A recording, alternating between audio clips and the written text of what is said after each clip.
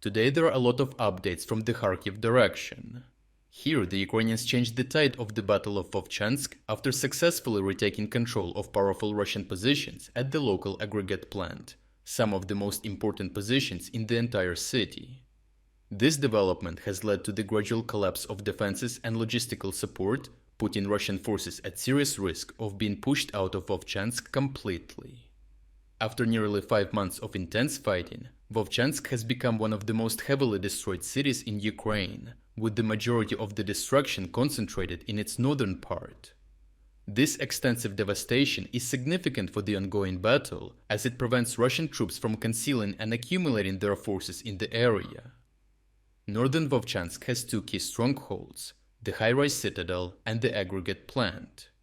The Citadel was severely damaged, leaving most of it in ruins and unsuitable for troop positioning by either Russians or Ukrainians.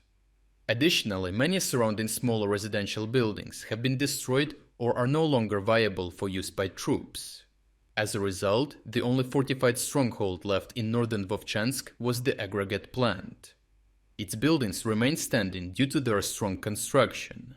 Though the area was under Russian control, the plant's status as one of the few usable fortifications made it easy for Ukrainian forces to pinpoint Russian troop concentrations. This led to prolonged Ukrainian airstrikes and artillery shelling, which intensified as the Russian forces at the plant became fully encircled and cut off from nearly all support. The Ukrainian command chose not to assault the plant directly, but instead aimed to starve the Russian garrison of ammunition and food, while continuously striking their positions to maximize losses.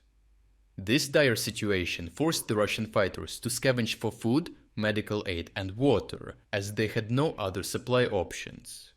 Additionally, Russian troops outside the plant attempted to deliver supplies using drones, which was the only reason the besieged forces managed to hold out for so long.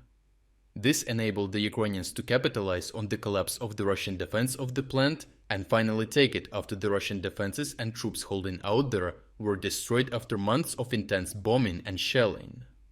With the plant under the control of the Ukrainian forces, they could now regain the initiative in the Vovchansk area. Since the Vovchansk aggregate plant is the only remaining complex of high-rise buildings in the town, the Ukrainians can establish effective fire control over northern Vovchansk. With control of these high-rises, Ukrainian forces can monitor all Russian movements in the area, allowing them to relay precise location data to artillery, aviation, and drone operators for rapid strikes. As a result, Russian positions north of the aggregate plant and east of the now destroyed Citadel became completely untenable due to Ukrainian fire control from the plant. This fire control enabled Ukrainian forces to intensify their counterattacks, swiftly pushing the Russians back several streets from the south and east of the salient.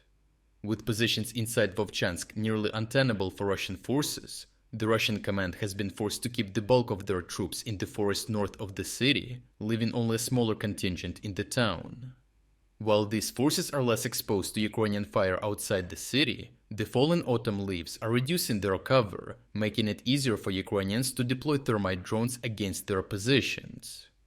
Combat footage shows Russian troops being quickly targeted by Ukrainian artillery in the forests soon after detection, dispersing them and preventing further squad-sized assaults in Vovchansk. The original uncensored footage of all operations can be found on our Telegram channel through the link in the description. Overall, the Ukrainians managed to successfully retake the only remaining standing stronghold in Vovchansk after a prolonged siege, and effectively forced the Russian troops to withdraw the majority of their forces outside the city. With control of the aggregate plant, Ukrainians can effectively detect and destroy any Russian movements within the town, preventing Russian advances in the area. At the same time, securing the plant allowed the Ukrainians to regain momentum, launching successful counterattacks that significantly reduced the Russian bridgehead.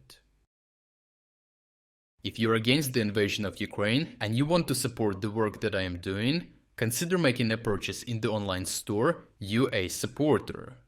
Here you can find a lot of products with Ukrainian symbols to not only show your support for this channel, but also for Ukraine.